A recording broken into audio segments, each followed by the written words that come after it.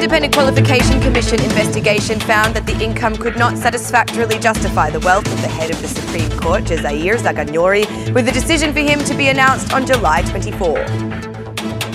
The 1,800 disabled citizens of the Caucasus region still do not know if they will be able to travel on the national highway without tariff, which will resume from September 17th. Mayor Veliaj hosted Croatia's President Kitarović to encourage more cooperation for joint projects and so that Veliaj could honour Kitarović with the key to the city.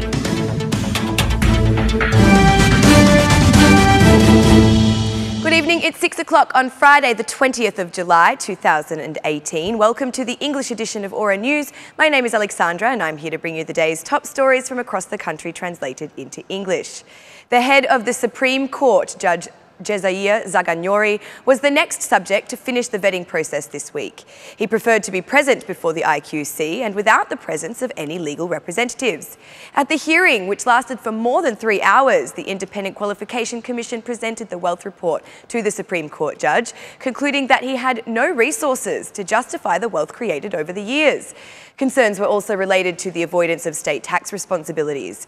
The IQC claimed to have found inaccuracies in terms of his wife's wealth, as well as in regards to the funding for his son's education in London.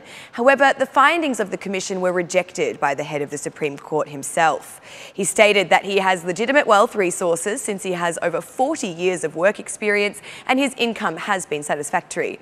He has received income from a range of employment opportunities over the years, including as a judge, from the Magistrates School, as an ambassador in cooperation with one institute in Germany, publishing books, and the income from his wife as a notary.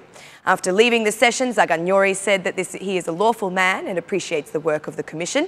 The head of the Supreme Court demanded reconfirmation of duty, stating he did not receive even 1 cent worth of proceeds from corruption. The decision for the head of the Supreme Court will be issued on July 24, while on July 23, 2 other members of the Supreme Court, Mehdi Bizi and Ardian Davarani, will appear before the Commission.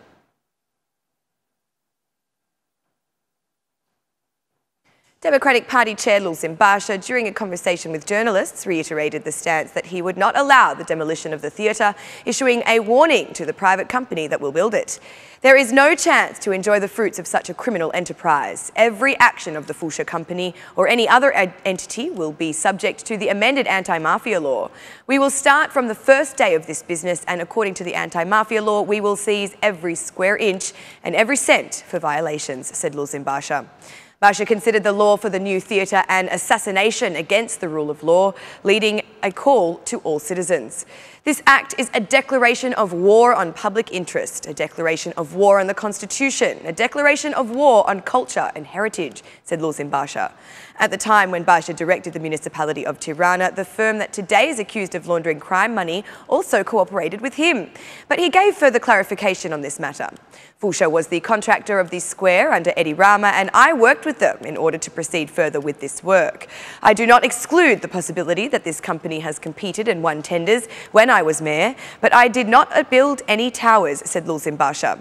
Basha also responded to the interest of journalists on judicial reform, mainly on the law of magistrates, pointing out that the system is in collapse and the lack of action from the opposition does not serve to solve the issue. In response, Basha defended his position to the voices calling for cooperation with the Socialist Party by pointing out that Rama has chosen his ally and, according to Basha, it is organised crime.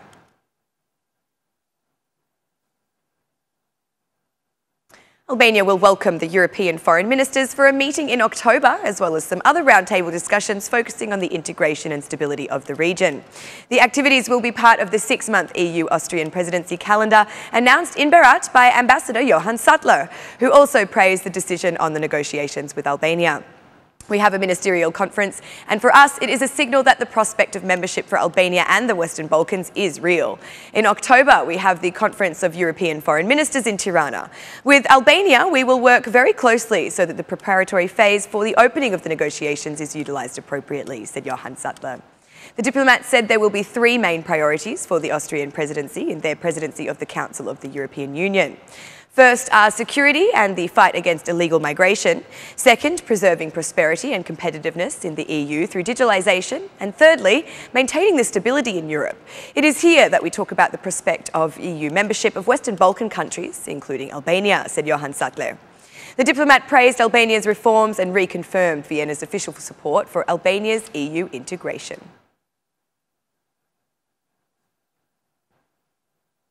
The mitigation package for the national road, made public by the government on 22 June, does not offer any provisions for the disabled. Article 16 of the Disability Status Act excludes this category from the direct tax system, but setting a tariff automatically includes them.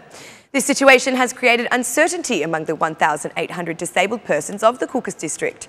The chair of the Association for Disabled Workers, Mustafa Veliaj, says that they are automatically excluded. However, further clarification is required. So far, we do not have any kind of information. According to the law, we should be excluded from this tax, said Veliaj. In Kukës, invalids say they face a series of injustices. They say the law does not apply to the point that it guarantees free transportation on urban public transport and half price in that of interurban. Also, on the northeastern side of the city, there are no designated parking spaces for the disabled. The disability concession offers a half-price ticket from Kukës to Tirana, while within the district it is free of charge. I asked the mayor of Kukës to apply this law.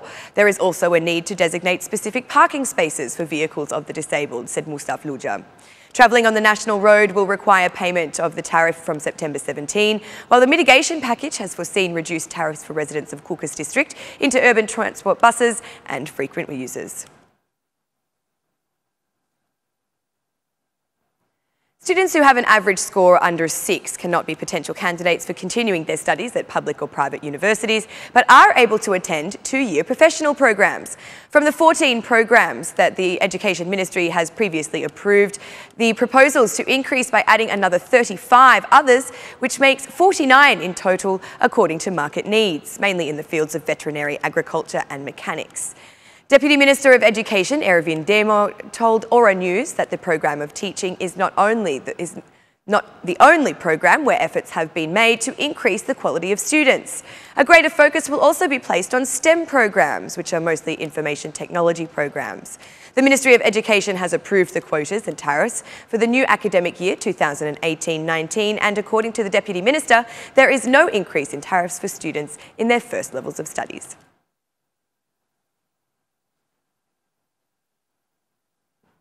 The vehicle registration hall has been reconstructed at the Regional Road Service Department in Tirana. Minister of Infrastructure and Energy, Zaganjori, together with the director of this institution, was there to look closely at the investment. Minister Zaganjori expressed his conviction that reconstruction has increased the service in regards to both efficiency and quality. We have a very modern, very contemporary service that could be found in any European country. Above all, everything is open, transparent, including the section managers who cover the services here. It means that any kind of problem that can be encountered in the moment does not have to wait a few days to be lodged as a complaint, but instead goes directly to the supervisor in order to find an immediate solution. The system is all computerised and many services have begun to be provided online.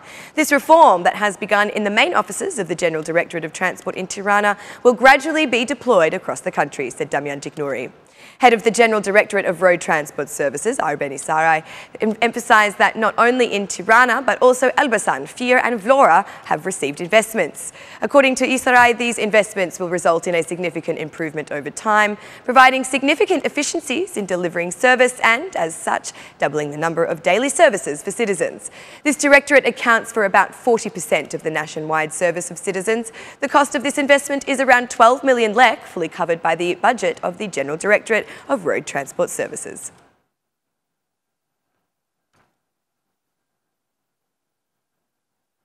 Tirana's mayor, Veliaj, hosted a meeting with Croatian President Kolinda Grabar-Kitarović. According to the municipality of Tirana, they discussed increasing cooperation between Tirana and Croatian cities, as well as opportunities for the exchange of positive experiences.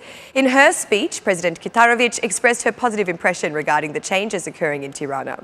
I spoke earlier to the Croatian media how much I am surprised by the changes I saw in Tirana. Since my first visit here was in 1993, I have really seen how the city has changed, said Kolinda Grabar-Kitarović. Tirana's friends are honoured with the City Key Award, and Kitarović was no different.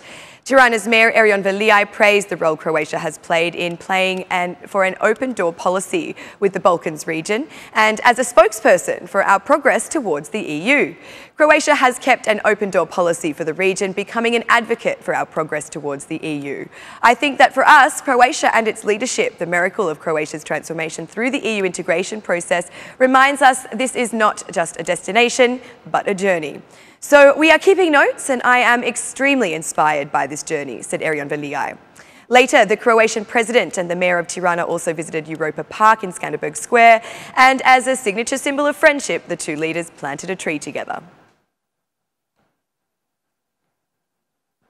And that's the news across the country today. Thank you for watching our English edition this evening, and be sure to join me again every Monday to Saturday at 6 p.m. for the latest news from Albania.